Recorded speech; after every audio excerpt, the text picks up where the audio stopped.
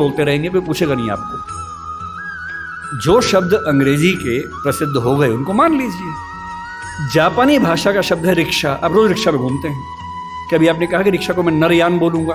कई लोग बोलते हैं नरयान, कि मनुष्य द्वारा चलने वाला एक विमान या वाहन। क्या बकवास है।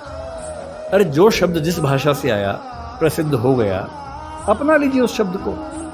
और उसके बाद भाषा में असली समस्या शब्द नहीं होती है। भाषा विज्ञान में एक होता है जिसको मॉर्फोलॉजी कहते हैं, एक सिमेंटोलॉजी होता है, लेकिन जो सबसे महत्वपूर्ण स्ट्रक्चर है सिंटेक्स है। सिंटेक्स का मतलब है वाक्य का निर्माण कैसे होता है, शब्दों का क्रम कैसे तय होता है। किसी नई भाषा को सीखने में सबसे बड़ी मुश्किल आती है सिंटेक्स सीखने में। आप हिंदी भाषा के सिंटेक्स में अंग्रेजी के शब्दों को शामिल कर लेंगे, रत्ती भर समस्या नहीं आएगी।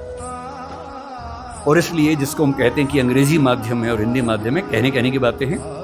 मैं अंग्रेजी माध्यम में बच्चों को खूब पढ़ाता हूँ, 8-8 घंटे दिन में पढ़ाता हूँ। और वहाँ भी देखता हूँ कि जैसे कोई मुश्किल कंसेप्ट आता है, जब तक अंग्रेजी में पढ़ाने के बाद हिंदी में भी ना समझा दूँ, उनके चेहरे पर 12 बजे रहते हैं।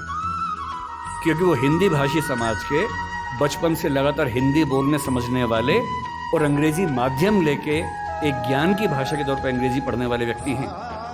हंसी मजाक हिंदी में हो तो ठाके मार के हंसते हैं, इंग्लिश में हो एक आध हंसता है, बाकी इसलिए हंसते हैं कि हंसने की बात थी तो हम भी हंस लेते हैं। नहीं बात बनती।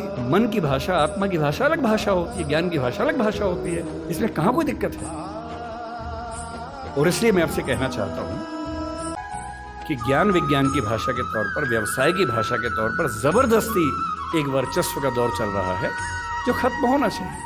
मुझे खुशी है कि हमारी वर्तमान सरकार इस मामले में, मैं किसी राजनीतिक दल से ताल्लुक नहीं रखता हूं, मुझे ना सरकार का समर्थक माना जाए ना विरोधी माना जाए, क्योंकि मैं सच में दूरी बना के रखता हूं, बहुत दूर बना के रखता हूं। मैं मुद्दों पर तारीफ करता हूं, मुद्दों पर आलोचना करता हूं। भाषा के मामले में वर्तमान सरकार बेहतर काम कर रही है, ये सही बात है। कई स्तरों पर हमने देखा है। मेडिकल साइंस मध्य प्रदेश से शुरू हुआ, एक ही साल में MP में, UP में, उत्तराखंड में शुरू भी हो गया।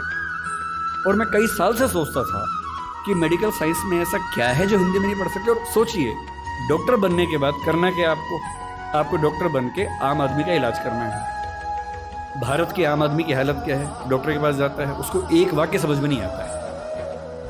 डॉक्टर 4 लाइन इंग्लिश की बोलता है, कुछ मुश्किल शब्द बोलता है, तो वो मान लेता है कि ज्ञानी आदमी है, ठीक बोल रहा होगा। उसे अपनी हेल्थ के बारे में एक वाक्य ठीक से समझ में नहीं आता है। किसी विकसित देश में चले जाइए, डॉक्टर की जिम्मेदारी होती है कि जब तक मरीज सारी बातों को ठीक से न समझ ले, तब तक इलाज शुरू नहीं कर सकता। हमारे देश में भाषा का अंतर ऐसा है कि मरीज अपनी बीमारी को ठीक से कभी समझ ही नहीं पाता है। ऑपरेशन तक की सहमति ले लेते हैं अंग्रेजी बोल के। वो समझ नहीं पा रहा होता, हाँ तो हो गया, साइन कर, हाँ साइन कर दिया। उसमें क्या लिखा हुआ है कि तुम्हारा ऑपरेशन करेंगे, तुम मर भी सकते हो, मर गए तो तुम्हारी जिम्मेदारी है। कुछ पता ही नहीं उस बेचारे को। क्यों भारत का हर डॉक्टर, तमिलनाडु का डॉक्टर तमिल में क्यों ना बात करे पेशेंट के साथ? कर्नाटक का डॉक्टर कन्नड़ में बात करे, हिंदी का डॉक्टर हिंदी में बात करे। और अंग्रेजी मातृभाषा वाले जो 2,70,000 लोग हैं, उनके लिए कुछ डॉक्टर इंग्लिश वाले रख लीजिए। डॉक्टर की भाषा तो समाज की भाषा होनी चाहिए। यही कानून के साथ है। हमारी जुडिशरी इतना जबरदस्त जुडिशियल फ्रीडम, जुडिशियल इंडिपेंडेंस, संविधान का मूल ढांचा है, सब बातें बढ़िया है। पर जिस देश की आबादी में 2,70,000 लोग अंग्रेजी